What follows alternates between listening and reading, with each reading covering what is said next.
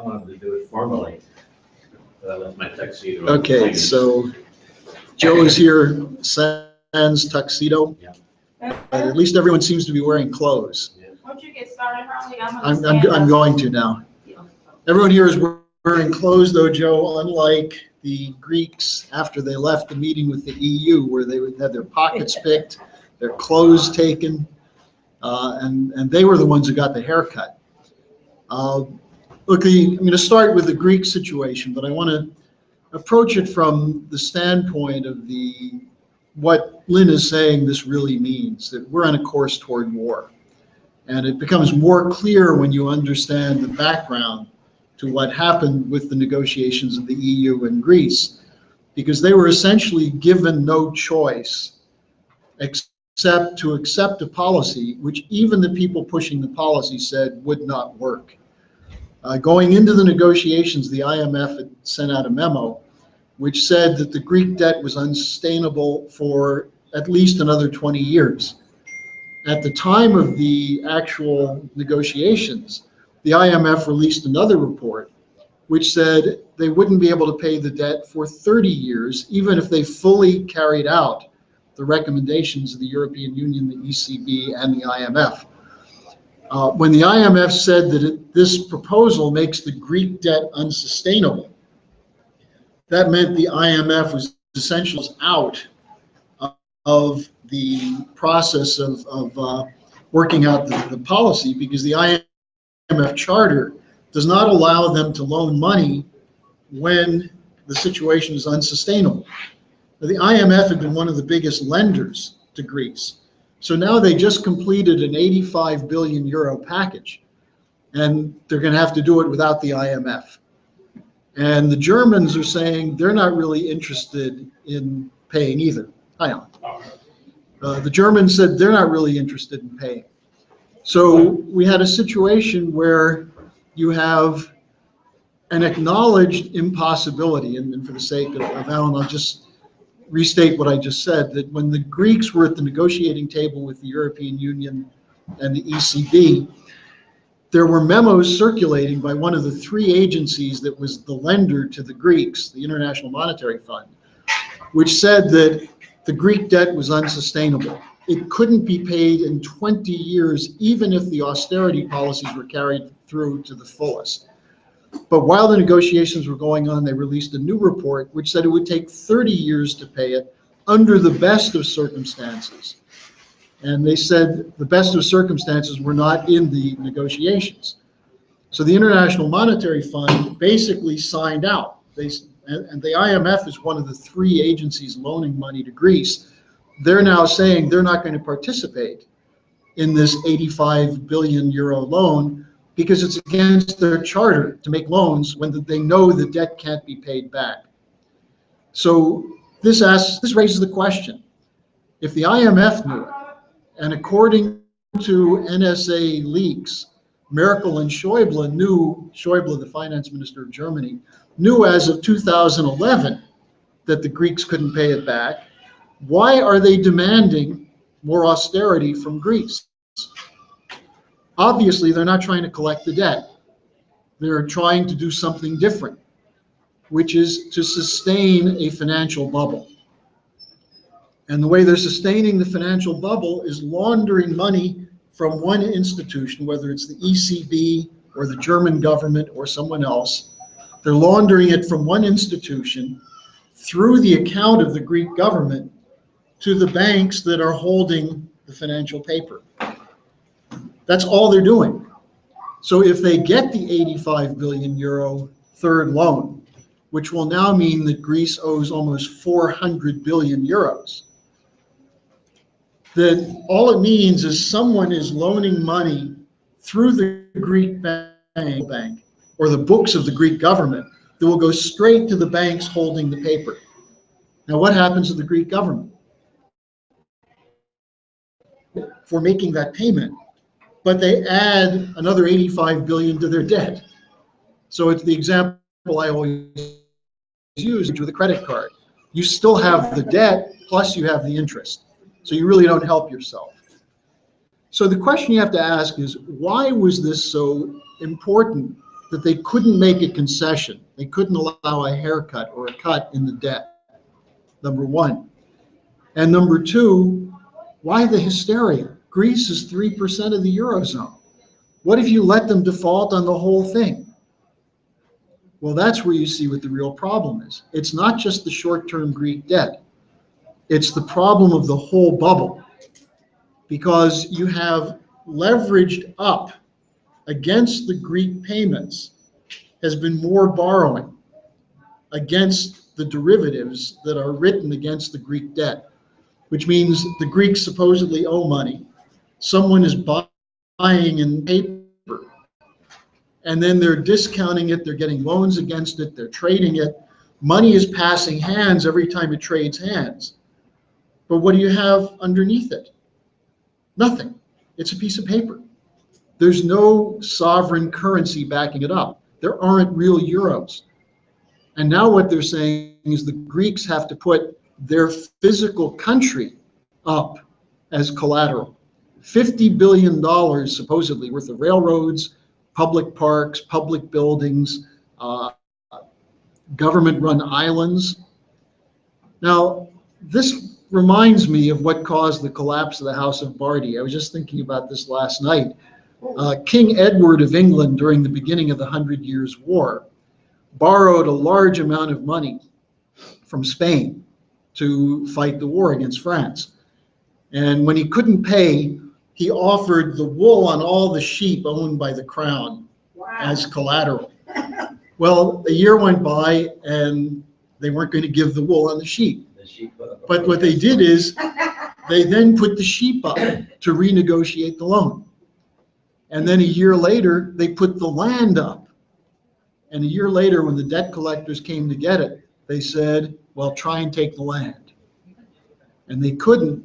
And the loans were defaulted, the House of Bardi blew up, and this led to the collapse of all of Europe. This was in the early 14th century.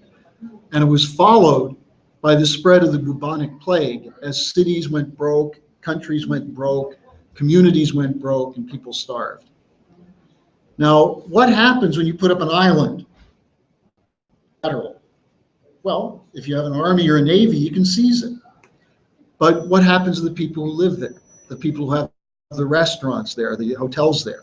What happens to the country if the rail system is taken over and there's no money that comes back?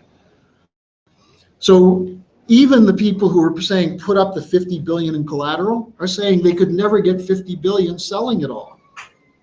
So the point is, this whole thing is an exercise in a fraud designed to do one thing, to keep the game going a little longer. Now, there's another part to this, which is what people have to look at. What's the US role in this? Now, until recently, President Obama has been saying, don't worry, there's no problem for the United States. It's a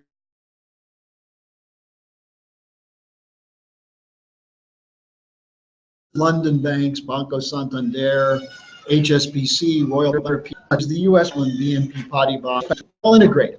They're all buying and selling the debt to each other. So if it didn't matter to us, then why was Jack Lew, the Treasury Secretary, sent over to Berlin this week? He met with Schäuble and Merkel. Then he went to Paris to meet with Hollande. Then he went to Brussels to meet with the big shot bureaucrats of the European Union. And then he did a press conference and said, don't worry, I'm in control. That sounded a little like Al Haig, doesn't it, when Reagan got shot? And Al Haig said, I'm in control here. Now, the Germans were saying, what the hell does he mean he's in control? Who's really in control of this thing? Who's ultimately making the policy? Now, what Lynn said is you have to look at a trip that took place 2 weeks ago to understand that. Because the Queen of England went to Berlin. Now, she doesn't go to Berlin very often. Why was she going to Berlin? Well, she met with Merkel. We don't know if she met with Schäuble, but she went to Berlin to meet with Merkel. And up to that point, there was an ongoing negotiation. It looked like there would be some give. There was even some talk coming from the London press of having a 1953 style London debt conference. I don't know if people know what happened there, but in 1953, there was a conference that forgave half of Germany's debt. their World War I and World War II debt. And then that cleared the way for German banks to start making loans, which led to the economic miracle in Germany. Because the loans they got, the Germans were smart. They didn't use them to buy derivatives or stocks or bonds. They used those loans to invest in plant and equipment, to upgrade the education system in Germany, to upgrade the labor force, the power of labor. And as a result, you see what happens. From 1955 forward, Germany had a regular, steady rate of economic growth based not on GDP growth from financial speculation, but on real physical production. And real physical production improving living standards.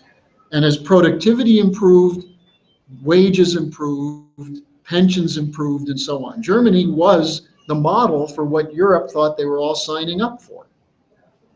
The problem was they never had a 1953 style conference to do away with the debt. And as a result, they imposed on an existing economic problem, that is financial debt and no investment, new debt. Now, in terms of Greece, the company that did this was the notorious Goldman Sachs. Goldman Sachs was sent in to cook the books, basically, so that Greece could say they're ready to go into the euro. And when the euro started in 2001, 2002, no one knew for sure whether Greece or Italy or anyone else could sustain an economy that would allow them to stay in the eurozone. Goldman Sachs argued that they presented going, they can do it. Then Goldman issued and sold bonds. They sold bonds, Greek bonds, to their clients, and then they turned around and bet against them. Does that sound familiar? Anyone know what happened with the mortgage-backed security market from Bank of America and Citibank and others? It was a trick. It was a trick to get Greece into the euro so you could load more debt on. Now, technically, there's a term for this in financial circles. It's called the Ponzi scheme, where you pay the existing debt by getting new suckers in, but that meanwhile the total debt keeps growing. It's an inverted pyramid. You have a little production here. Now, this is a real crisis, and it's a crisis that furthermore threatens the very idea of Europe, a democratic Europe that's out to develop the economies of Southern Europe as a springboard to develop Africa, the Middle East, Asia, and to basically be part of a spread of Western civilization. That was the idea of the EU, democracy, culture, and so on. Now, what we're seeing instead is a European Union breaking apart under conditions which are technically known as fascist economic conditions. What I mean by that is when corporations dictate to government. You have these idiot conservatives, right-wingers like Rush Limbaugh and Ted Cruz, who's got the IQ of a pile of rocks, who basically say the problem is government. Government's the problem. Well, government's not the problem. Government for policy. And if the people are running the government the way we're supposed to, you get the government to do what's good for the people. What happens when the people don't participate? The corporations come in. Big money comes in. Goldman Sachs, Citibank, the insurance companies, big pharma.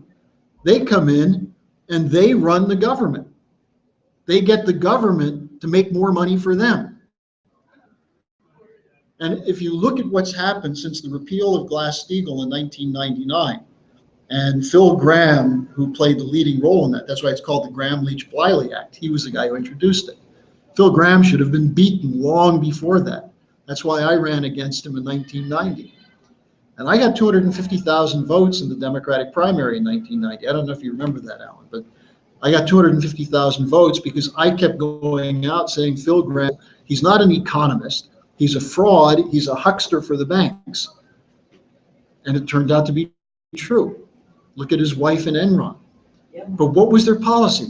Deregulation, because at the same time of Glass-Steagall, they pushed through the Commodity Future Modernization Act, which essentially allowed for derivative speculation. This was also in 2000.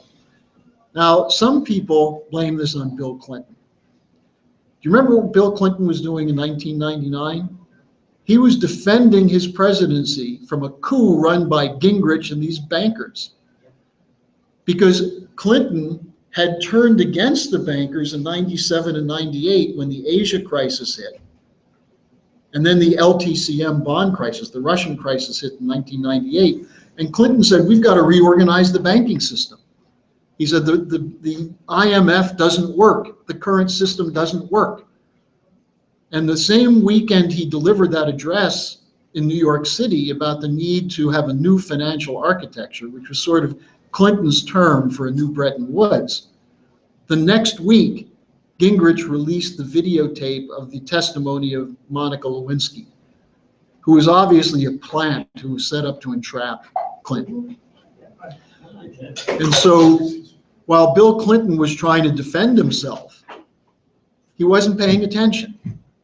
And as a result, he ended up being told by Larry Summers, look, Glass-Steagall, it's antiquated, we don't need it, get rid of it, let's move on. And now the line is, well, Glass-Steagall wouldn't have stopped 2008. You hear that all the time. Well, that's known as a lie. Because what Glass-Steagall would have done would have been prevented commercial deposits from going to hedge funds to speculate in mortgage-backed securities.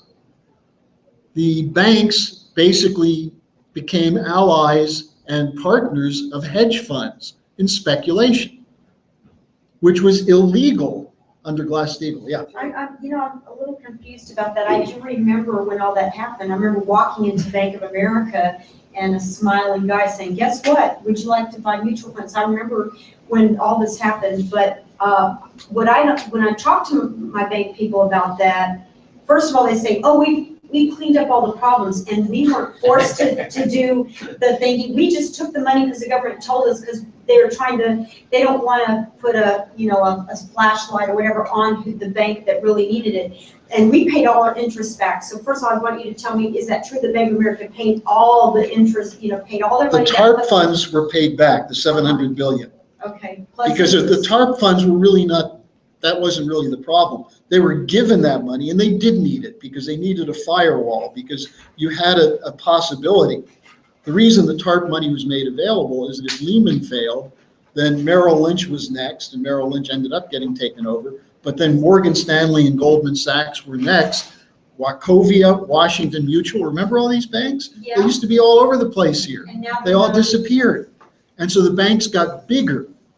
And that's where the term too big to fail comes from. TARP, what is that? TARP was the Toxic Asset Relief Plan. Aha. Now, the original idea, and remember, where did TARP come from? The former chairman of Goldman Sachs, Henry Paulson, and Cheney and Bush. They were the ones who authored it. I mean, Bush didn't author anything. I don't know if he can spell. And Cheney just probably went in with a club and said, this is what we're going to do. But who endorsed it? You remember this was during the 2008 campaign, this happened.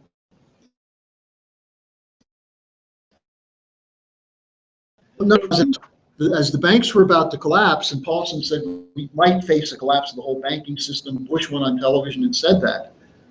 John McCain, who doesn't know anything about this stuff, came out and said he's not sure whether he should support it. And the Congress, the House, initially voted down the bailout.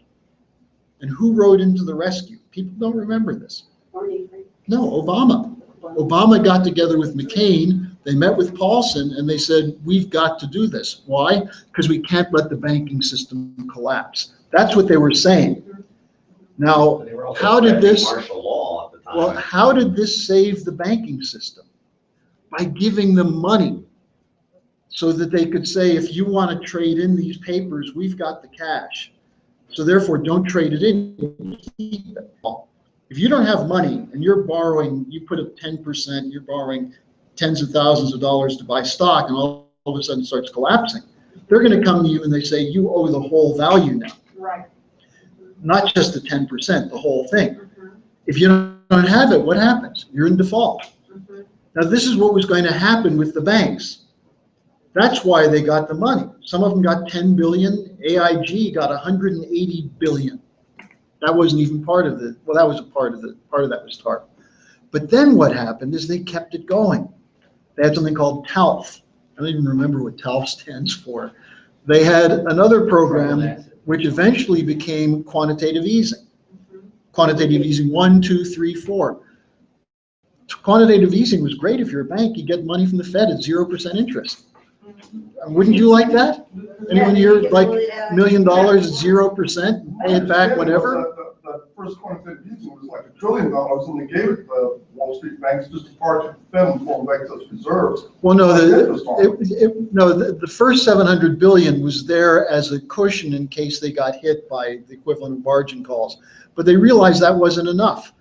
And so the actual figure is anywhere, what's his name? The guy who ran the Inspector General for TARP, I can't remember. Brock said that it was 23 trillion ultimately that was made available. Now, not all of that was given to the bank. Some of it was parked at the Federal Reserve in their account. The Fed went out under quantitative easing and started buying assets, including treasury bonds. It's hard to go buy a treasury bond now. That used to be a secure investment for retirement. Now you can't do it. It's all owned by the Federal Reserve. Why? Back up the banks. Let me just, Sure. we can come back to the questions on this. I just want to make a broader point here.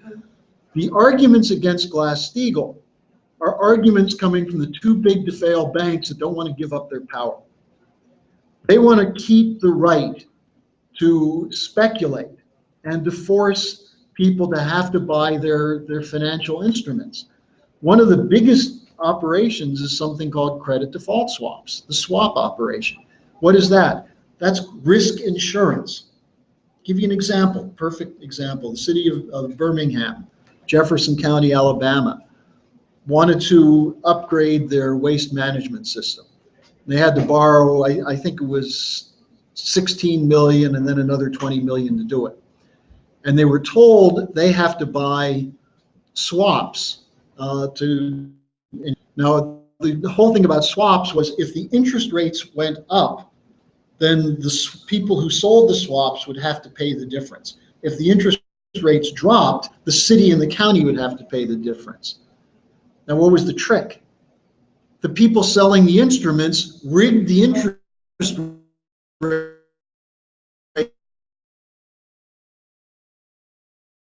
bankruptcy rates low because they can't pay the debt.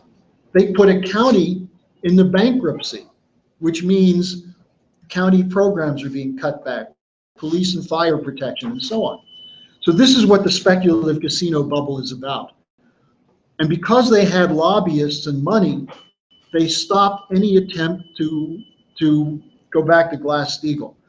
The most important fight for Glass-Steagall was brought by Maria Cantwell, a senator from Washington, and she and Blanche Lincoln, who is a Democratic senator from Arkansas, tried to include regulation of derivatives and then Glass-Steagall in the Dodd-Frank bill. Barney Frank and Chris Dodd were opposed to it because they worked for Wall Street. But also Barack Obama and Tim Geithner went in and told the Democrats, we're not putting in Glass-Steagall. Now, Glass-Steagall, as you may know, was a 32-page bill. Dodd-Frank was 1,300 pages with another 2,000 to 3,000 pages of regulations to be written. Who is given the responsibility to write the other regulations? Dealers, the derivative dealers. And they put loopholes in. Now, they're the ones who then go to the Congress and say Glass-Steagall wouldn't have stopped this, Glass-Steagall wouldn't have worked, Glass-Steagall is unnecessary, it's old-fashioned, we're in a new era of banking. What's the new era? It's not really new, it's a speculative economy where the speculators are writing the rules.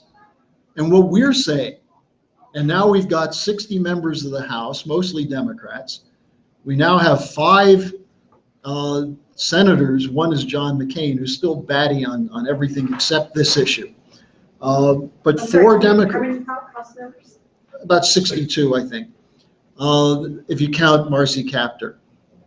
And then there are, it's Angus King, who's an independent, but he caucuses with the Democrats. Cantwell is still fighting for it. Elizabeth Warren, who's taken the lead. John McCain, and now Bernie Sanders is signed as a co-sponsor. So we have 5 in the Senate. More importantly, this is now an issue in the presidential campaign. Now, not for the Republicans, because the Republicans never met a speculative boondoggle they couldn't support. And they're willing to cut wages, they're willing to cut pensions, they're willing to cut Social Security, Medicare, anything else to bail out the too big to fail banks and insurance companies. Why will the Democrats help them? And that's the question of Barack Obama. Why is he supporting the Trans-Pacific Partnership? Why is he turning against labor on that? And leaders of the Democratic Party like Warren and Sanders, why is he continuing to say Glass-Steagall is not an issue? Because it came up at the White House press briefing 2 days ago. Because we brought it up to Hillary Clinton. And we just said, it was a very interesting thing because one of our people went to hear Hillary at her New School speech and was somewhat shocked that she didn't mention it. And so he said, Senator Clinton, will you restore Glass-Steagall? And she sort of pretended she didn't hear. But later that day, when the press followed our guy out, Daniel Burke out, and asked him questions, the press started calling, and they called Hillary's campaign. And Alan Blinder, who's a Princeton economist, former Federal Reserve official, said, I've talked to Hillary, she's not going to put in Glass-Steagall. Now, Glass-Steagall was a leading issue in the speech of Elizabeth Warren and Bernie Sanders at the Netroots Nation convention in Phoenix yesterday, and O'Malley. What convention? Netroots, it's the social media big event. And in Iowa yesterday at the Iowa Democratic Hall of Fame event, all 5 Democratic candidates spoke. And O'Malley and Sanders brought up Glass-Steagall, O'Malley as a centerpiece of his campaign. Now, you can't really talk about income inequality unless you talk about putting a limit on speculation. The cause of income inequality, look, when did income inequality become really huge? It used to be CEOs make 20 times what their employees or 30 times what they make. Now it could be 4,000 times, 5,000 times. That happened since 1999, since speculation. Bubble after another. So the issue for us, since we're not in Greece right now, we're not in the parliament in Greece, we're not in the government in Greece, we can't tell them do this, do that. We are advising them. We're telling them get out of the euro. The euro is a sinking ship. It's not going to function. And if you need to do something, go toward the BRICS, because they're investing in infrastructure. They're investing in modern technology and rail and shipbuilding and things of that sort. But our fight in the United States is that we've got to get Glass-Steagall. Now, let me just make 2 more points, and then I want to open the floor because I know there are a lot of questions and there's a lot more I can develop. This is not just an economic issue or an issue of economic fairness. It's becoming an issue of war. One of the reasons the EU was set up was because of their fear that the inequality in Europe could lead to chaos and war. You saw that with the whole situation in Serbia and Bosnia, where NATO was fighting there. You see it in Ukraine. Why is it that Ukraine gets to write off debt? Because they've got neo-Nazis in the government that were put there by Victoria Nuland, who was a special assistant to Dick Cheney, who was kept in office by Obama. And she was involved in running the coup that threw out the democratically elected government of Ukraine, put in a government under Poroshenko. And Poroshenko is now fighting against the Nazis. The people who helped put him in power are now turning on him in Western Ukraine. A battle going on in a city, Mukashevo, in which the right sector have shoot-to-kill orders against the Ukrainian army that they used to be fighting alongside. Shoot-to-kill orders From Dmitry Yarosh, who's the advisor to Poroshenko, who's telling the right sector, which is the people who wear Nazi insignias and are called the banderistas. They go back to Stefan Bandera. Yeah, there was a shootout there, a few people killed, and now there's a standoff. And the right sector is marching in Kiev, hundreds of armed thugs threatening the current Kiev government, just as they did the Yanukovych regime 2 years ago. So the Russians are watching this. They're watching as the Germans are imposing literally fascist austerity on Greece. They're seeing Nazis marching in Ukraine, and they're seeing a NATO buildup on their borders. And the Russian reaction is to do what? It's to build more arms. It's to upgrade their nuclear forces. And the former deputy of Strategic Air Command yesterday said, look, both sides should take their fingers off the nuclear button and start talking, including Obama and Putin talk, including the generals start talking again. And what Lynn is worried about is that under conditions of a possible blowout of Greece, if Greece defaults, the Greek debt, we're talking about 400 billion. Italy has 1.5 trillion in debt. So the Greek debt is small compared to bigger debts in the Eurozone. But it's all interrelated because of foreign exchange derivatives. Defaults, in other words, gets out of the debt. Why would the Italians impose austerity on their people to maintain credit worthiness with a bankrupt system? And so the whole of the financial system is on the edge. Now, the final point I want to make is that's why Glass-Steagall has to go quickly. Glass-Steagall is two things. It's a protection. Remember why it was put in the first place. Because commercial banks were using their depositors' money to buy stock. They were speculating with the stock or with the savings and the deposits of their customers. That's what was going on in the unregulated banking in the roaring 20s. And when the stock market collapsed in 29 and then the banking system started collapsing in 31, 32, the first thing FDR did was introduce and pass Glass-Steagall. And it had two components. One is it said the banks have to be broken up. If you're selling insurance, if you're an investment bank, you cannot take deposits. You cannot use depositors' money for that.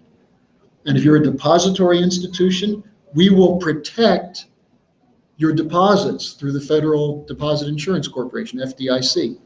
This is a brilliant move by FDR as a defensive move. But then there's a second point to it, a more important one, which is that what it did was mean that the speculative bubble, which had somewhat popped in 29 and then again in 32, was essentially written down over the next 8 years. That is, a lot of the bad debt from the roaring 20s was held by these banks and written down over time. That's what should have happened in 2008. You should have taken, Citibank has $171 trillion in acknowledged derivatives on its books. 171 trillion in one bank? Yeah, that's 10 times the GDP of the United States. Now, most of this is not claimable. That is, you can't go and say you owe that to somebody. A lot of it's what's called counterparty, bank-to-bank letters of credit and things of that sort. But there's probably somewhere around $40 to $50 trillion of real obligation. That's still 3 times the size of the US GDP. How can one bank be so big? It's too big to fail. That's what they call it. Harley, I'm sorry, it's like you're talking about 40 trillion in derivatives. Doesn't that mean that like you're looking at, it's broken up into like maybe some number of bets, right? A derivative is a sort of a bet, like a hedge, right? And that says that in order to have all these bets go wrong at the same time, would seem to involve a gigantic violation of the law of averages, wouldn't it? Or no, because what happens when you have a collapse of a bubble is that it brings down virtually all of it. This head, you see, they have these quantum theories of how it's all hedged, but it's really not hedged because it's all based on nothing. There's nothing to stop it. I mean, you're saying somebody like Mitt Romney couldn't be intelligent enough to have these bets going one way and the other way, like. Maybe maybe you've never listened to these guys who sell these things. If you listen to a derivative dealer and you ask them, what are you really dealing with? They have a hard time explaining it. There's a book called The Quants, which really explains it well. It says these are basically like Vegas card counters. I'm sorry, spell that? Quants, like quantum mechanics. The Quants. It's called The Quants. It's a very interesting book because it's about how these guys are like poker players. The guy Merton Black of the Black Scholes theory, which blew out with LTCM, he won a Nobel Prize, and he said it's all hedged. And yet, when Russia defaulted on 30 million in bonds, it threatened 16 billion span, got all the major banks together. This is in 1998, and had them pony up $16 billion to buy up all the bad debt so it wouldn't blow out. That was just over 30 million. Think about what 40 trillion would mean.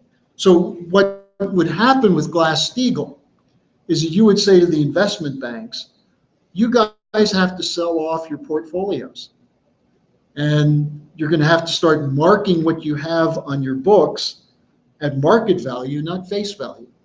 See, the Fed borrowing or the Fed loaning them to keep it at artificially high face value, which they then use to borrow money. They leverage it.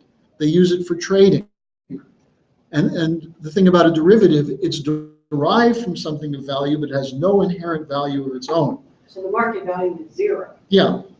Well, no, the market value, there may be something of value in there, like in a mortgage-backed security. Eventually, there's somebody who's paying the mortgage. You may have 100 mortgages diced and sliced in a package. Maybe even 80 of them are being kept up. But it's certainly not what the face value is. And here's the point. Nobody knows what the real value of these things are. That's why they're called over-the-counter derivatives. They're completely unregulated, thanks largely to Phil Gramm. And the SEC has been eviscerated, thanks largely to Phil Gramm. Remember, one of the second things FDR did, or not the second, but one of the first 20 things he did was set up the SEC.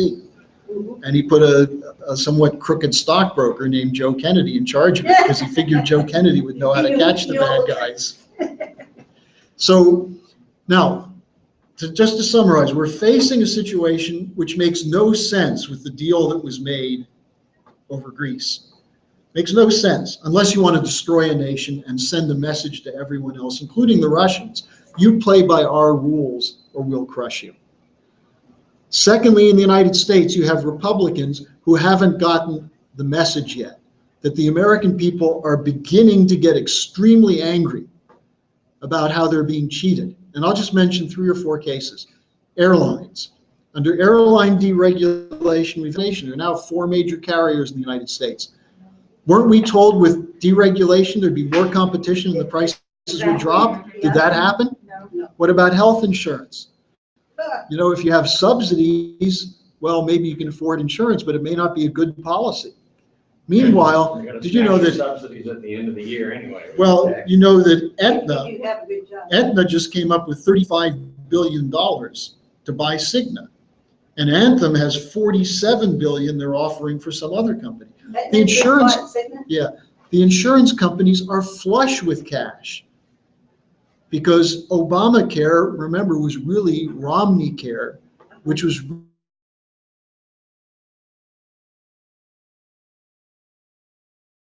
really that 3 against him.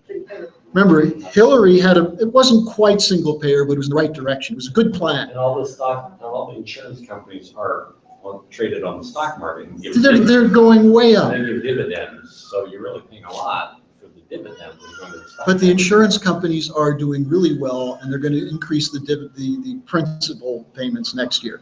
Then what about cable and internet? Prices are going up because of deregulation. Yeah. What about banking? The too big to fail banks. Now, if you walk into a bank, you have to pay admission practically. They used to give you a toaster, now they take your shoes. I mean, you're dealing with a situation where we've gone away from the idea of protecting production and a nation based on a morality of production into a consumer economy based on debt, credit, and by credit I don't mean real credit. Now, I was going to talk about Hamilton, but I wanted to cover this Glass-Steagall situation first. I can go through the Hamilton thing if people want in the question and answers thing about Hamilton. Was his statement, you never take on a debt without the means to extinguish it. And yeah, For next week. yeah, okay. Because that was the policy that let us get out of debt at the American Revolution. It's that we're going to use the institutions of the federal government under the direction of the president and the treasury to issue credit to physical production, whether it's infrastructure, whether it's under Hamilton's report on manufacturers. It was the government was going to provide incentives and bonuses, essentially what you would call bonuses, for people who are going to create jobs that would allow for an improvement of the economy. Now today in Europe, you know what that's called? Unfair competition. Now, it doesn't stop Republicans from giving huge tax breaks to corporations that come in and then bust unions. So the Republicans are totally in on this policy. And unfortunately, in the post-1985-86 period, when the Democratic Leadership Conference grew, too many Democrats became Wall Street Democrats. Now, we're seeing a situation where Trumka of the AFL-CIO, the head of the Machinists Union, and others are endorsing Glass-Steagall and fighting for Glass-Steagall. We have to, I just did a radio interview with Helga earlier today, and she was asked, well, what do we do? How do we get Glass-Steagall? And she said, you have to tell people how close we are to a blowout of the whole system. And the Glass-Steagall is not only a defensive means, but it's also the way that you take the power away from the corrupt corporations that are dictating the terms today. So let me stop at that and see what questions there are. The governor of Texas just signed a law to establish a gold and silver bullion deposit bank as an alternative to the Federal Reserve. Is that clear? Yeah, they really did that. Because they're concerned that the dollar is worthless. Wow. What do you think? The about governor that? said that? The governor, yeah, the governor. Talking about Texas having its own currency or what? It already does, it's just not located. Well, let me tell you something. We've seen, you talk about degeneration. I mean, the last two governors make Bush look smart. You know, I mean, Rick Perry is a head of hair with nothing under it. And you know, there should be a special election between Trump and Perry. You know, who has the best hair? But Abbott is an idiot. This is a foolish thing. Look, there are all these. Is it even legal? Probably not. I mean, it's probably legal to set up a gold and silver exchange, but for what? You know, what's the idea? That they're going to protect Texans if the dollar collapses? That's the idea, Yeah, I mean, look, the basic point is, how do you protect people in a state if the dollar collapses? This is the whole issue at the time our country was founded. You don't do it by the state. You do it by the national government. And I'll tell you, there's an interesting debate I've had with Ellen Brown, who's a fairly decent economist. And she says we need North Dakota-style state banks, that's the solution. Now, and everyone says, well, North Dakota is doing pretty well. Well, partly it's because they have no people and they have shale oil. But they're also not a threat to the U.S. government. Right. If California tried to set up a state bank, the Fed would come in and start arresting people within a few minutes. The problem is there's no state solution. This is what Hamilton, one of the he understood. When some states said they didn't want to pay the debt of other states, when the country became a union, there were a few states that owed a lot of money and a few that didn't know much. And the ones that didn't know much said, why should we pay the debt to this state who probably sold most of these bonds to people who live in their state? And Hamilton said, because we need to grow as a nation. And that as a nation, we can increase the overall productivity of all the states. And that's the way we pay down the debt.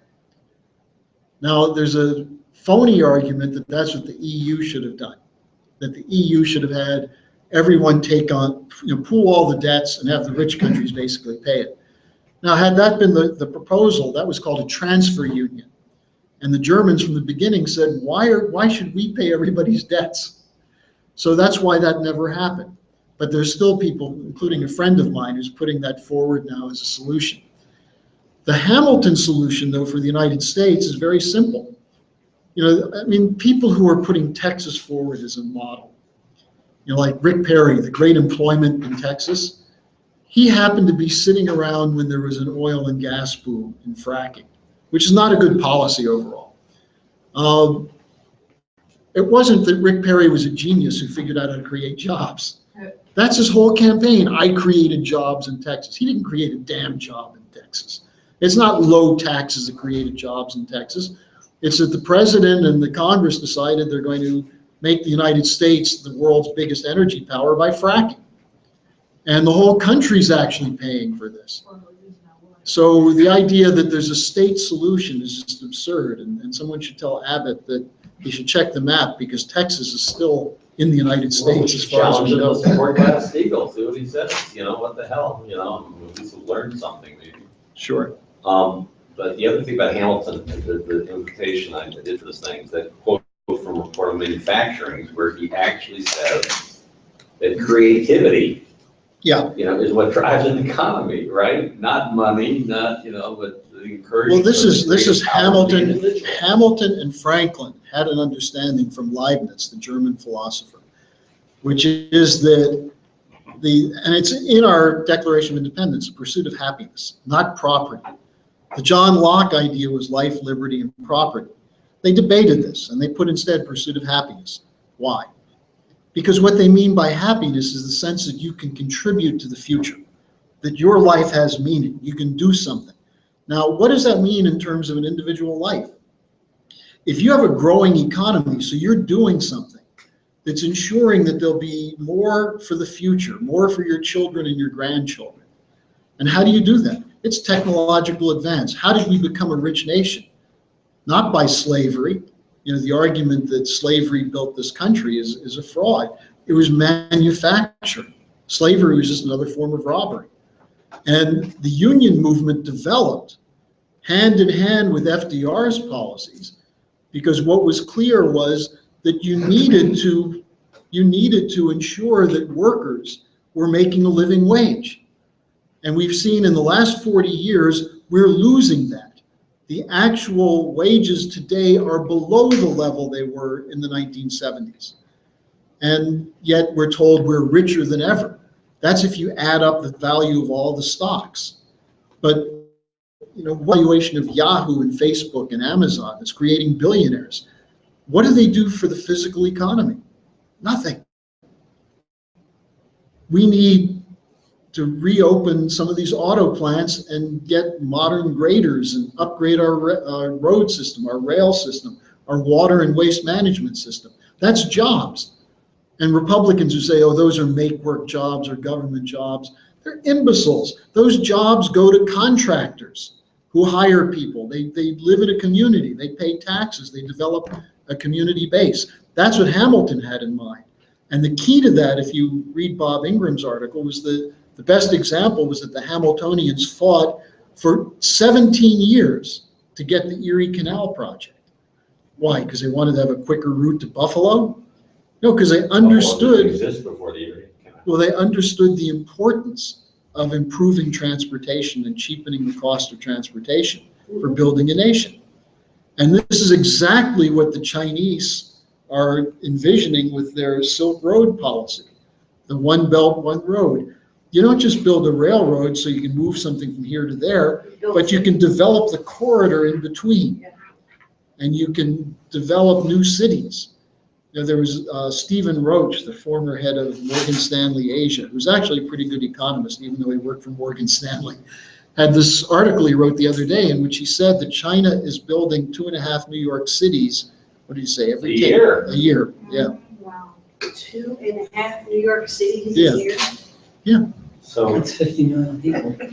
Is it being populated by people coming in from the countryside or what? From the countryside and, you know, maybe from other countries, who knows? So Maybe from America. I know.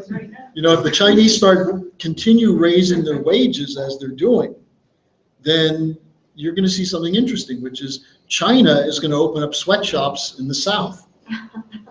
Is their agriculture becoming efficient enough to do that? I mean, Not yet. They're working on it. That's why they have these big water projects. That's why they're also working on deals with Germany on tractors and transportation. That's Sweatshops the in water south of management. China, or Hmm? sweatshops where? In the south of the United States. South United States. Not really sweatshops. Well, I mean, compared to it, look, people used to They're work, gonna start Joe, outsourcing to us. you mean? yes, people in Birmingham used to work in the steel industry at union wages. They don't have that anymore.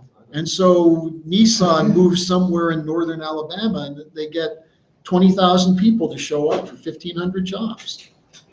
And they're skilled workers, people who used to make a decent living. And now they're working in non-union jobs. This is what the whole Scott Walker phenomenon, why is Scott Walker so popular with Republicans? Because he wants to destroy every single union in the country. So, here's the point. Look, we've got to not worry so much about 2016, but the process between here and there. We've got to shape up the Democratic Party. And that means a break with the policies of the last 16 years. And the Democratic Party has people who understand that. The Republicans don't. There are some good Republicans, but not many. And their problem is they really believe that cheaper is better. If you can cheat someone, if you can pay them less, that's better. And and if you're not smart enough to make it, it's your own fault. And we have a prison for you. That's the Republican policy. Now, we've got to have a fight in the Democratic Party, which I'd say we're better positioned now than we've been in a long time, with Elizabeth Warren, with the Sanders campaign, with O'Malley, and what we've done. Don't forget, Keisha ran 3 campaigns with Glass-Steagall as one of the leading issues. And a lot of Democrats agreed with her on Glass-Steagall, even as they say, we don't like you because you're against the president. Not the Fort Bend Democratic Party, they stood against Glass-Steagall. Well, I think a lot of people in Fort Bend County are probably for Glass-Steagall. They just, the Democratic Party officials, who knows? So look, this is the point. We've got to make this Glass-Steagall fight an open, winnable fight now. And people are beginning to realize they're being cheated by the airlines, the health insurance, they're being cheated by their bank, they're being cheated in the educational process. And how do you get uncheated? You fight. And you look at Greece, and what's the lesson? You'd better be prepared because the enemy is out to kill you. Well, do you think we can create a higher green movement? In other words, green in my book is irrigation and desalination and greening the desert and improving on nature, not. We have to get people excited about things, Joe, like space technology, about how we can create water for California. This is where most of the people in this room are old enough to remember John Kennedy. Yeah. Kennedy was a pro-technology Democrat. Kennedy had us all excited about space. Kennedy wanted to move water from Alaska to California. That's our plan today, or part of our plan. So, these were the issues the Democrats supported in the past. And, the people who think that the problem is technology, that technology is causing the problem, just have to be educated to understand the difference between low energy flux density and how that's a policy of scarcity and poverty versus developing new technologies, which actually, the more advanced technologies are cleaner, the higher burning temperature processes. This was the fight that we had between Japan and the United States in the 60s over the steel industry. Japan, we went to smokestack scrubbers, which are only about 40% effective. Japan went to high oxygen burning processes and produced almost no pollution and more steel. So technology is the solution. What do you think is the significance that the Queen of England is coming to the forefront now as the breakdown is happening with the financial system? Well, I don't know that she was ever out of the forefront. I mean, she's been very busy with Obama and Cameron and people like that. I think maybe you didn't hear this. There's a very interesting article in the tabloid The Sun today called their royal highnesses. And it's a picture of Queen Elizabeth. Now, I don't know if at 7 years old she knew what the hell she was doing, but her uncle sure did. Her uncle was the Prince of Wales, who became Edward VIII, who was pro-Hitler. And he was actually forced to abdicate, not because he married a twice divorced woman, but because he had been open in his support for Hitler. Prince Philip's family from Germany was pro-Hitler. Prince Bernhard of the Netherlands, when he resigned from the Nazi party, signed his resignation letter, Heil Hitler. These are the guys who founded the World Wildlife Foundation, Prince Philip and Prince Bernhard. Now, the fact that Queen Elizabeth was in Germany last week is what's really important, because the German situation, look, in Germany you have some people who don't want the bailout because they don't want to pay. You have other people who don't want to kill the Greeks. And the problem you have is that the government is of Schäuble and Merkel. Their view was that they're going to hold the EU together however they can. And the way they're holding it together is over the body of the Greeks. And Queen Elizabeth went there and apparently delivered a message, don't give an inch on the debt. Why is that? Well, the British banking system is hanging on by a thread. Royal Bank of Scotland is owned by the government of Britain. Some of the largest banks are owned by the royal family. And so you've got a situation where this thing is very close to blowing out. Yeah. You said that the London conference in 1853 discussed the reducing. They didn't discuss it. They did. They reduced. They canceled 50% of the German war debt. Okay. Was that part in concert with the Marshall Plan, or who initiated? It was parallel. It wasn't. It made the Marshall Plan work better, because the idea that you're going to give money to a country. See, what was the problem with Versailles? The end of World War I. By blaming Germany and sticking the war reparations debt for them, it meant that Germany couldn't invest in their economy. They had to use everything they made to pay debt. And so as a result, in order to keep economic consumption going, they had to print marks. And in 1923, that led to a hyperinflation that collapsed the country, and it never recovered, and it paved the way for Hitler to come in 10 years. Now, after World War II, instead of punishing Germany, which some people wanted to do, and Germany was somewhat punished. I mean, they had their sovereignty taken away. Half the country was given to the Russians, and the other half was run by the British, the French, and the US. But they were allowed to invest. And once the debt, 50% of the debt was canceled, they set up something called the Kreditanstalt für Wiederaufbau, the Bank for Reconstruction and Development. And what they did is they used the money that they were loaned as the basis of creating credit that went to small and medium enterprises. And they immediately geared up the advanced technology, because they still had scientists and engineers, even though they'd lost a lot of a generation.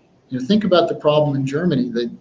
They had something like 30 million people killed, or 20-something million soldiers killed, and civilians, most of a generation of younger men. They had to rebuild that. And what was one of the things they did? Education. And Germany has an apprentice system, which is a really good one, where if you want a job, you get a regular 12-year education, but you can be oriented toward a machine tool career, or welding, or construction, or architecture. And they have programs funded by the state to help people get the training they need to be productive. What do we have in this country? You know, you pay $50,000 a year, or $35,000 a year at University of Houston right now to not be able to get a job and to, yeah. So we're doing everything wrong. Yeah. I'm just wondering how much this danger of war has been an underlying sort of pressure on people to start acting on things like Glass-Steagall. That we're seeing a lot of the uh, talk of Glass-Steagall, a lot of, I mean, just this thing about the Queen, it wasn't just a photograph, they actually had a video clip Yeah, of the Queen. 17-second Yeah. video clip, yeah. And these are things that, were really unheard of. And is it because the real danger of war is becoming apparent to certain circles, or is?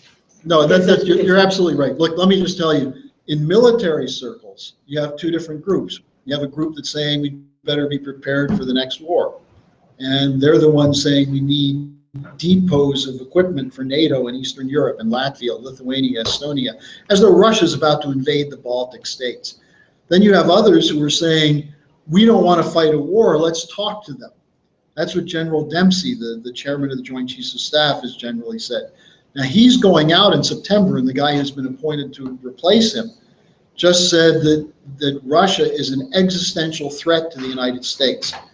Now, when you hear things like that, and then you hear we're just developing the B-61-12 bomber, which is going to have gravity nuclear bombs, which means you no longer have to fly to deliver the biggest nuclear bombs. You don't have to fly over them. You can fly toward them and direct it. And what is it, Kind of- $1 billion? How much are we spending on this? Well, it's $1 trillion over the next 10 years, I think, next 15 years to upgrade. Hydrogen bombs?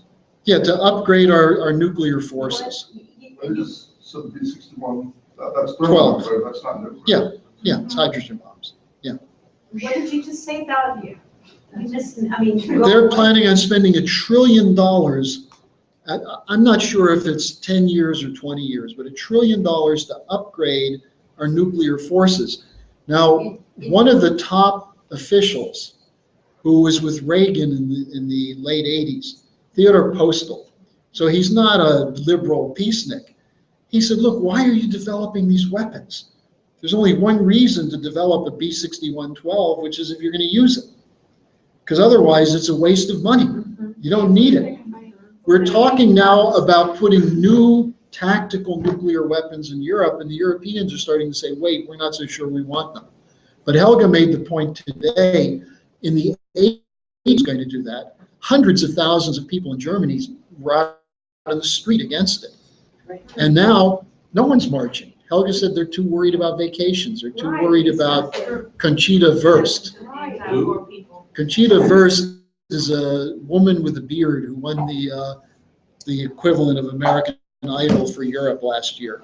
She's an Austrian. Some kind of sausage or something. Well, that's the unspoken pun.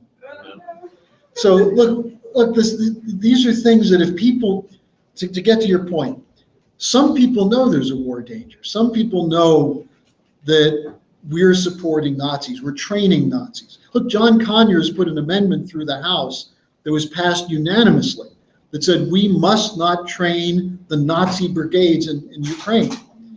Now, I think a lot of Republicans voted for it without knowing that we are training Nazi brigades in Ukraine. They probably thought it was rhetorical.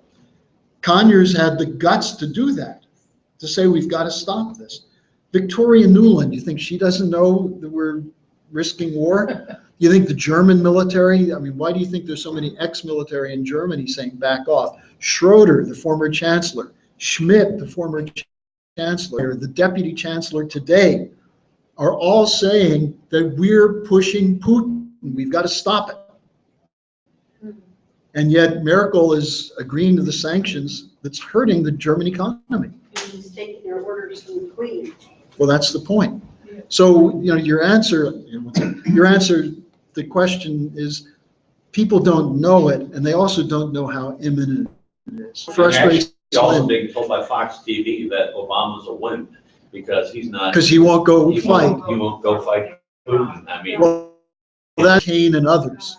So, and they're also saying, look, as Lynn said, you got to give Obama credit on this Iran thing. It should have happened. It was the right thing to do. The people who are saying we shouldn't do this, we should bomb Iran. There's a whole series of bloggers who've made the point, when Republicans say, what would Reagan do? Well, Reagan armed Iran. He sent arms to the Ayatollah. That's what Iran-Contra was. Bush. Yeah, Alan. Yeah, I'm gonna introduce myself first. I'm Alan Jamel. and I'm a state officer of the Democrat Party. I'm not an economic, so I won't put that out there. But I do know politics pretty well. Now, Bernie Sanders, you mentioned Bernie Sanders and his battle cry for Glass-Steagall. Understand these candidates are so down on the road of trying to get the nomination, they have to come up, whether they're really for or against it, they have to come up with an issue that they know that Hillary Clinton will be boxed in on. Mhm. And that's one of the reasons why they're really hollering Glass-Steagall, not that they're fully. Well, but Alan, on Bernie's case, in 1999, when he was in the House, he was one of, I think, 16 people who voted against the repeal of Glass-Steagall. So he's been on this for a long time. Yeah. But look, you're right, and there is a tactical benefit Yeah. to it, but it's also the right thing to do. Now, well, that's debatable.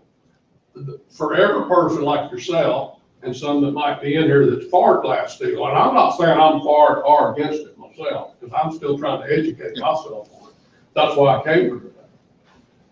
But for everyone that is for, there's 100 that's against it, if not 1,000. And a lot of them lays down a very good reason why you shouldn't re-adopt Glass-Steagall. The economy's doing good. We have unemployment at the lowest that we've had in many years. We've had, 20 months of positive growth. And so, I'm not being disrespectful, but when you're hollering the sky is falling and there's no sky falling, it's kind of like it's falling on deaf ears. Somebody, whether it be Bernie Sanders,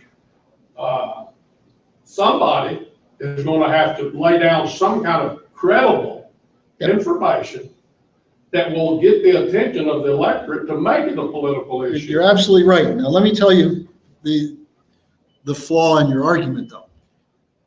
You could argue that in the summer of 2008, we were having many, many months of growth, the so-called Bush recovery. Unemployment was low, stock markets were high, and all it took was one bubble to pop, and the whole thing crashed. Now, if you look at you can look at the unemployment figures in two ways. One is it's the lowest percent reported by the Bureau of Labor Statistics recently, but it's also the highest percent of non-participation in the labor force because of so many people who aren't employed. And how many people of the so-called 9 million jobs that were created between 2009 and 2014, 70-something% were part-time, temporary, or low wage. And the average wage is 23% less of the new jobs than the jobs lost. So from the standpoint of an economist crunching figures, you can make it sound as though we're having a great recovery. GDP is up, although the last 2 quarters it's been stagnant. What's up is, and including a new credit bubble, people who started saving after 2009 and didn't spend much are believing the statistics, and they figure, well, things are getting better, I'll start spending again. And what we're saying is that the same problem that caused the popping of the bubble in 2008 is here in a bigger way. The too big to fail banks are 40% larger. Now, if you start talking to people in small towns and small banks, they'll tell you they're hurting because they don't have credit. All the credit's going to the biggest banks. You look at the Dallas Federal Reserve figures, and they're probably the best in terms of the physical figures on employment. What they're saying in Texas is this great job recovery of Rick Perry, because you could make the argument that Rick Perry's created all these jobs, Texas is in a boom, and so on. This oil price started dropping. Remember what happened?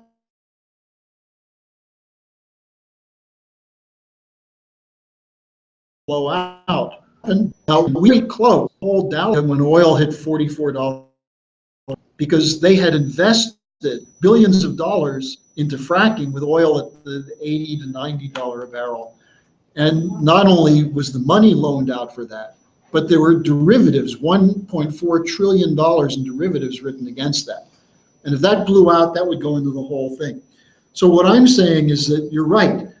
Bernie or O'Malley or someone else has to make a case. Now, here's the benefit in making the case. As you know, because you work with working people, most working people are not comfortable. They know the situation is very tenuous. You're a job loss away, a paycheck away from maybe losing your home. The wife is working a second job now. You know, you can't afford to send the kids to the schools you want. Can't Yeah. afford flood insurance. Yeah, things like that. So people may have a certain moment where they feel good about things. But beneath it, there's a nagging doubt. Could this happen again? What if it happens again? Where do I turn next time? Remember, over 4.5 million families lost homes after 2008. These were people who had homes, who had jobs, who were paying into the system. So that's the case that has to be made, that we're in a bubble. And that when you're in a bubble, it's hard, as Greenspan said, is this irrational exuberance or is it really a real growth? And I think I can make the case for you if you know, we can do that sometime on the phone or get together. I can show you how it's a bubble that's going to pop. And I'll tell you another thing. Bill Clinton knows that. People around Bill Clinton know it. And they're telling Hillary she'd better move toward a more populist message. Because Bernie's message, the reason Bernie's doing better and he's moving up in New Hampshire and Iowa is because of that fear that people have. Now, the problem is, how do you activate people who don't trust anyone? That's the other problem we have, people who have given up. Like in Texas. Look, you mean to tell me that most Texans really believe the Republicans are good? You know, the last election, you had very low turnout. Democrats did a terrible job getting the vote out because we didn't really have a good message. And I think if you're saying that, if we're going to go with a program like this, let's spell it out and educate people. Absolutely. That's what we have to do. Well, a lot of those homes, you're saying 4 million people lost their homes. They shouldn't have been in those homes. Of course not. And that's another reason why we have the problem, is because there was poor lending practices. Right. Oh, absolutely. But here's the other point. Do you blame the Mexican gardener who sold a mortgage by a corrupt banker when he suddenly figures out that his payments are going to balloon? He wasn't told that. It was a fraud by the bankers. Both people. Now, here's the other point, though. A lot of those people who lost homes are now forced to pay much more per month to rent, because once you're foreclosed, you can't qualify for a mortgage for what, 7 or 11 years. And rental property is more expensive than a mortgage. And so you have people doubling up and tripling up. And you know, everyone here knows people who are suffering from this economy, who are hoping for the better, but are worried about where things are going. So what is your position? They shouldn't have been foreclosed on? Is that what you're saying? Because now they're putting it a higher rent? Well, Who's going to subsidize their mortgage payment? well, yeah, but what I would say is that what should have happened is people should have been kept in homes for the short term until we sorted it out. Yeah. And we should have put some bankers in jail, which we didn't do. And then we should have said to people, if we could show that it was not their fault, that they didn't lie on their forms and things of that sort, then you move them into where you offer them a mortgage on a cheaper house. That was the first part of That was the Homeowner and Bank Protection Act, which, by the way, Hillary supported in 2008. She was saying moratorium on foreclosures, keep people in homes, have them pay the equivalent of rents, pay something, but keep them in a home, because you know how disruptive it is. If someone's barely surviving and you lose a home, your kids lose the schools and so on. So yeah, we should have made the bankers who did this, because there's ample evidence that Countrywide, Quicken Loans, Bank of America, WAMU, Wachovia, all of these were writing mortgages that they knew were fraudulent. And they were getting money for it. Yeah. Okay, isn't there things now put in place to make the loans more solid? Well, More solid? it is a little more solid, but actual home, the growth in home sales is largely hedge funds buying foreclosed properties. That there's not a significant increase in single family. I buy homes for cash. Yeah. They're front men for hedge funds. who get So there's cash. not the idea of putting people, the American dream, putting people back in a home. It's really difficult because now people can't qualify for mortgages. And so, yeah, they've tightened it up, but they've moved the money from housing into stocks. And so the mortgage-backed securities in 2008 are now going to corporations to buy their own stock. You look at some of these valuations, corporations that are going bankrupt, their stocks are going through the roof. And their CEOs are getting their bonuses tied to the stock. That's what Ken Lay did. That was the fraud of Enron. And you know what happened when Enron collapsed? It should have outlawed the model they were using, where you can offload bad debt into something called a special investment vehicle, because that was fraud. Greenspan actually approved something that allowed that to continue. It was called the Enron policy. So Set up a bunch of So telco- Enron went under, but the Enron model continued for the whole economy. Well, I think you underestimate the support for Glass-Steagall. I mean, like Costco, they did a poll, thing like a year and a half ago. Costco's a big subscriber, and they just sort of. No, I know there's a lot of support for it. And they asked, 90% of it was landslide. They're just pulling their own people. We talked. But people understand Alan's the right about concept. one thing. It's an educational process. But That's if the you key see thing. the party, like, Roosevelt, was, as governor of New York, was kind of a solitary voice before it all crashed, right? But then when it crashed, he was catapulted into national prominence, and this is what leadership is. As long as people got this illusion about Wall Street, they're going to stick with what they've got. But we have to anticipate what we know is going to happen. And I mean, we're going to bring our party back to life, driving a stake through the heart of Wall Street. We really have to do it. There's no way around that. And you want to do it in a way that is, puts good people in the driver's seat. You can't just wait for everything to crash and then, scrambling. Well, here's the other problem, That's John. what Glass-Steagall does. If you have to wait for a crash to do it, the crash is going to be chaotic. Sure. We need an organized reorganization. That's what FDR did. Now, a lot of people suffered before that happened. But if we wait until a crash, when suddenly people wake up and say, this is the second time in 8 years we've had a crash, we should have known. Well, we have to say to That's people, what I was we do saying about know. Roosevelt as governor, because he qualified himself to be president. Well, that's Governor of New what's York, right, where Wall interesting. Street But is. Joe, that's what's interesting about what Warren is doing. And She's- O'Malley.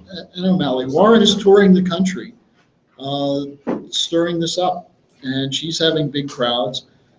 In the Iowa event Friday night, they said, well, Hillary had her supporters and Bernie had his supporters, but watch out for O'Malley, because they said when the debates come, he's actually pretty good on this question of Wall Street. And I think people are going to be in for a little bit of a shock. And then when the Republicans debate, oh, man. So, God. Also- The day after Glass-Steagall is enacted into law and 99% of the assets on the books are marked to market as worthless because they're just pieces of paper being traded around, what do we do? Well, that's why we need a credit policy. That's why we need immediately, the next day. I mean, you probably have a period of time because some of these things have a little bit of value in it. You need the thing to settle a little bit. A lot of them have nothing. And here's the other problem. This is where people's pension funds are. This is why people get scared when you say we're going to take down Wall Street, because they realize that's where their pension fund is. And so we have to say to people that we're going to sell these things off over time. But the priority, and this used to be the law, the priority is the pensioners get first crack at it. I don't know, Alan, you may remember this, when Eastern Airlines or Pan American went under and they sold off their airplanes, their landing rights and things of that sort. The bankruptcy court ruled that the pensioners come last and the senior debt holders, the bond holders, the proceeds first. The old Depression era law is that when these speculative instruments are sold off, it's the pensioners and the employees who come first. So we've got to turn this around also. But then to get to your question, this is why we talk about Hamiltonian credit. We would immediately need the, whether it's through a nationalized Federal Reserve or through some other form, like Reconstruction Finance Yeah, that's what I was Corporation. gonna bring up, that's what Roosevelt did, he set up the Reconstruction Finance Corporation. Well, you have to use some instrument, whatever the title is of it. Yeah. That functions as a national bank to generate credit into the banking system. And then individual bankers will make decisions on where they're going to loan the money, what companies can hire people and produce things, as opposed to government programs which hire people to watch where the money's going, which is what the so-called stimulus program did. So we need to have a lot of things in place already. And this is why Lynn is talking about an institution of the presidency. We need people who know how to build things and have done this in the past to be part of a reconstruction effort. But you do need credit. And people say, Republicans say, well, you can't just create credit. Hell, what's the Federal Reserve been doing? You can create credit. You actually should create credit with the means to get it paid off. Yeah. I know that Ron Paul and Rand Paul are, I guess they're libertarians, and Yeah. But I would assume that there are places where the LaRouche ideology and they have some common ground. Like they would say that the banking system's all messed up, the Federal Reserve needs to be audited. Where do you see the common ground with them? And when you're talking about, oh, Molly's going to stir things up. Well, poor Mr. Ron Paul, didn't he run for election? Oh, yeah. Get totally ignored, and Jon Stewart even made fun of how they ignored his. Well, that's why you have to build a movement. But, Helga and I just did an interview with a guy who was a very prominent Ron Paul supporter, who now is a supporter of Glass-Steagall. Now, Ron Paul's problem is he's opposed to any regulation. Mm-hmm. He thinks anything government does is bad. Really? Yeah. So he's like a broken clock. He's right twice a day. He's right about the Federal Reserve being a bad system. He's right about the banks shouldn't be bailed out. They should be allowed to collapse. Gold, but going back to gold. You can't go back to gold. This is where Ron Paul is foolish. Ron Paul's argument is that you can't trust people. So if you have any kind of fractional banking system or any kind of deliberative policy on where the money goes, people are naturally corrupt, inherently no good, and they'll take advantage of that. Well, so therefore you need something that has a value set by God, namely gold. If you limit your currency to the value of gold, you'll never have economic growth because you need credit. This country was not based on a gold reserve or a gold specie system. It was a paper money system. It was a credit system. And this is where Ron Paul is wrong when he says the founding fathers were hard money people. It was Andy Jackson and people like that who were hard money people who got us into a depression. Hamilton and Franklin himself wrote a paper called The Need for Paper Currency. Now, here's the deeper point. It has to do with the conception of man.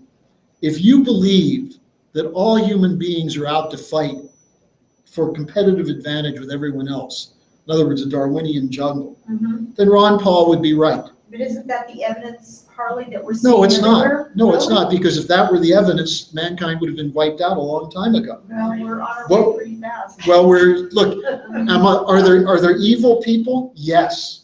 Are there evil people with power? Yes. Phil Gramm, Ted Cruz, people like that, the Queen of England. But are there people who are good if they were educated and rallied? Look what the American people did once we went to war in World War II. We saved the world from the Nazis and the Imperial Japan. And then we rebuilt much of the world. Was that a good thing? Well, the thing is, that was so cut and dry. You saw Hitler. It didn't matter. People acted for the higher. People will act for a higher good if there's leadership.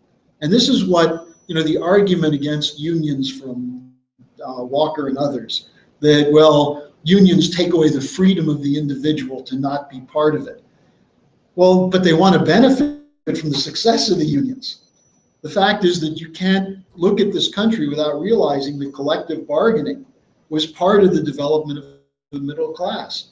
Now, this idea we're going to have a free middle class that's going to negotiate for themselves and everyone's going to be their own entrepreneur, it doesn't work. It's a false construct. You need to have cooperation.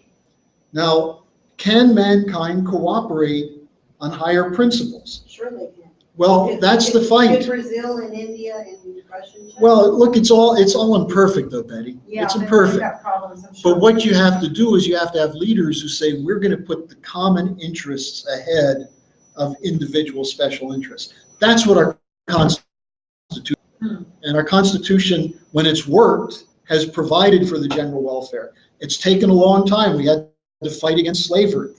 Hamilton was one of the leading people among the founding fathers against slavery, Really? whereas Jefferson, Madison, Monroe were all slave owners. Slave owners or supporters of slavery? I mean, Slave Jefferson owners. never really come right out and say, Madison, hey, I believe in slavery. Or, well, Jefferson owned slaves. I understand that, but I mean, that was by Desmond Harrison, so I mean, it's not like. No, Jefferson, Ted, Was he ever out Jefferson, there at the slave market and buying people? no, he did something different. He produced children with his slaves because he said they would be better slaves. The children would get better slaves because of his Better workers genes. with genes, really? That's what Jefferson And then said. Wow. sold his own children? No, he didn't sell them, he owned them. He owned them, had to work in. Did they work in the fields or the house? He owned them, They worked for him. yeah, They worked in. I mean, don't and they were still slaves. After he died. Yeah, they were maintaining slaves. Look, slavery, there's no way around it. Plus they had Slavery children is a slaves. blot on this Doesn't make country. any sense. There was a compromise made that was a bad compromise. Now, we're still fighting racism. We're still fighting the legacy of this. But are we better than we were in the 1830s? Yes. Why? Because we've been through a process of education. Now, are those things being taken away from us? Yeah, they are. Yep. So many questions. Like a couple of things in my mind. It's like the subject never comes up, like gold, right? I mean, the thing that Archimedes never had to deal with was tungsten, right? It's like, the big difference in density between lead and gold, right? In other words, Archimedes was able to solve the problem of the King's Syracuse, but that's all he had to deal with. The difference in density between tungsten and gold is like about 19.3 versus 19.4.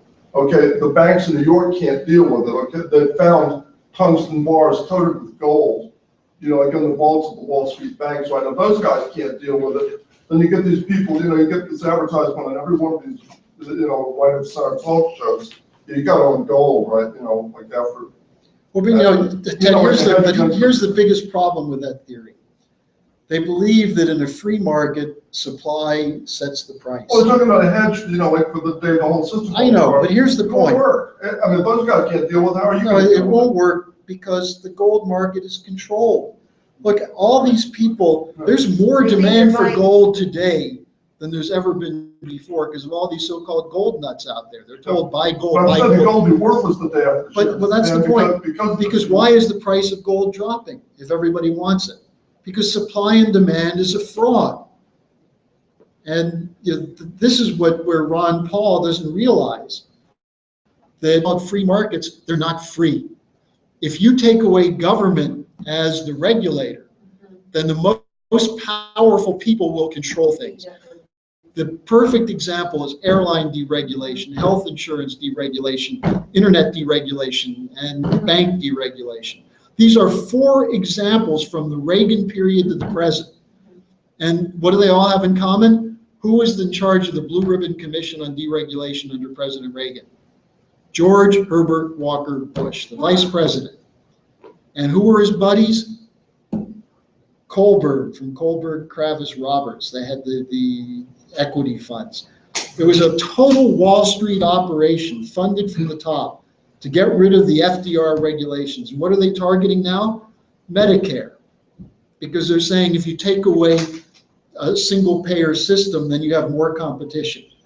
And if people fall for that, even people who are against government so-called healthcare, they say, the government, keep your hands off my Medicare. They don't even realize Medicare is a government program. They're targeting Social Security. And Obama's working with McConnell to change some of the laws on Social Security and Medicare, which will cut away is it this week is the anniversary, the 50th anniversary of Medicare? Yeah. I think so. Yeah. There's a birthday party somewhere in Houston for the 50th anniversary for Medicare. I mean, we should be out there for it. Medicare is a good thing. We should have Medicare for all. I'm sorry, which day is that? Some days. Joe knows. Joe has Oh, an yeah, yeah. invitation to the party. Yeah, that was from, All right, I can take one more question. okay. Yes. When there was the savings and loan scandal, I remember Yeah. Phil Donahue would have shows on this, and there was, I think it was Paul Simon and some various people, and they talked about how disgusting it was. There was some book called The Inside Job about how, you know. I wrote a review of The Inside Job. You did? Yeah. Wow, and so was anything, you know, when all these people were screaming then about, look how corrupt, we should have never deregulated, why did this happen? And now these people they're taking advantage, I don't know what. Let me give you the short story on the Mhm. deregulation of the S&Ls took place in 82 with two bills, one under Carter and then the Federal Deposit Regulatory Act under Reagan in 82. What they did is they took away the unique role that savings and loans had for mortgages. They opened the door for commercial banks to buy and sell mortgages. Now, the reason the Depression era Glass-Steagall had a separate category for S&Ls and commercial banks is they didn't want commercial banks to be selling mortgages and then force you to buy insurance from them. So they wanted to keep them separate. And what happened was the S&Ls, as they were being deregulated, they dropped something called Regulation Q, which allowed the S&Ls to pay a slightly lower interest rate on savings in return for keeping the interest rate on mortgages low.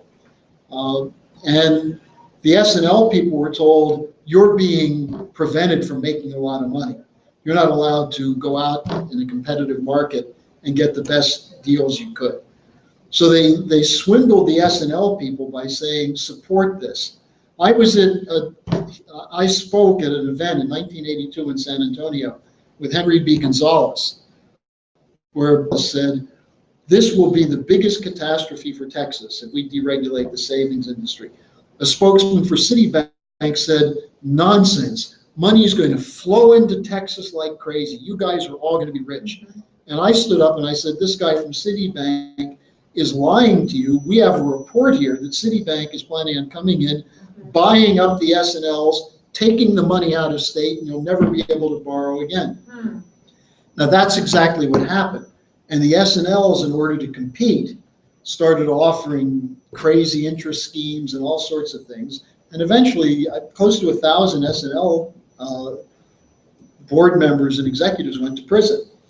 And the S&Ls collapsed. It cost $750 billion to FIREA, which was the bill to sell off all the assets and move them into commercial banks.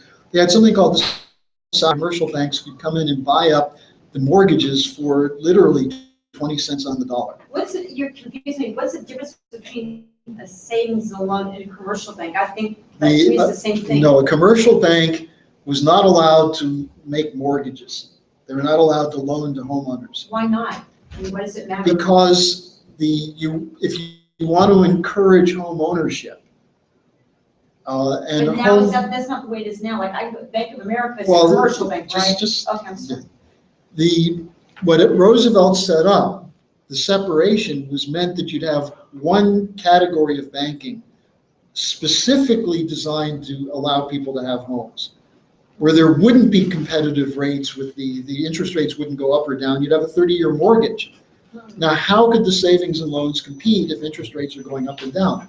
They're given a certain exemption called Regulation Q so that they could still make money, but make the loans available so people could stay in a house for 30 years and pay off the mortgage.